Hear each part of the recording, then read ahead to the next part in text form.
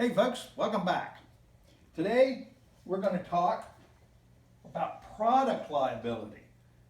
Now that's a companion to strict liability. But before we do that, I'd like to give a shout out to my technical director, camera woman, and menu advisor, Nadine Wade-Gravett. She's been yeoman help to me in trying to put these lectures together, so I'd like to thank her. So anyway, we're going to talk about product liability. What is product liability? Product liability is the liability from the maker, seller, or lessor of goods. It's got to be goods. And product liability can arise from either negligence or strict liability or breach of a warranty. Okay? So it can come up in a number of different kinds of ways. And also you've got to keep in mind that no privity of contract is required. That is, there does not have to be a relationship between the person doing the making, the person doing the selling, or the person doing the leasing, and the person who had the harm done to them.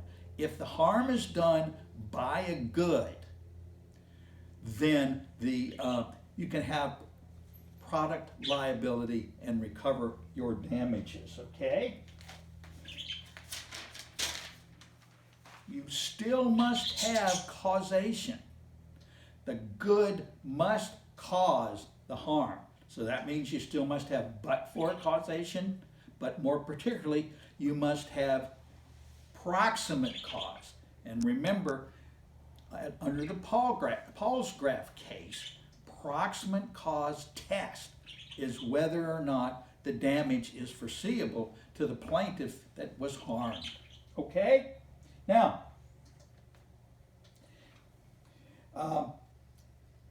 many times, product liability is determined because of a breach of a warranty. And if you look at some of the stuff you buy, you will see that there are tons and tons of disclaimers. You buy a lawnmower and read the stuff that you get with the lawnmower, you will see that the lawnmower companies put tons and tons and tons of disclaimers with the lawnmower, trying to make sure that they don't have any liability for harm caused by that product. Okay, now, there's also a thing called strict product liability. Not just product liability, but strict product liability.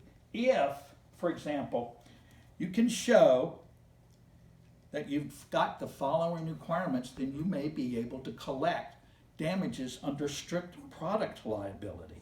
It's essentially a combination of strict liability and product liability. Look on page 139 and 140 of the text and you'll see the requirements. Briefly, they are: the product must be defective when sold, either a manufacturing defect, a design defect, or a warranty defect. Secondly, the defendant must be in the business of selling or leasing that product. The product must be unreasonably dangerous. The defect must be the proximate cause of the harm. And the product must not have been changed since the time it was sold. So if you're out there manipulating a product that you bought, for example, changing your lawnmower, then you're not going to be able to collect under strict product liability. Okay? Now, what are some of the defenses to strict product liability? One, obvious risk. For example, it seems pretty obvious that you should not stick your hand under a lawnmower that's running.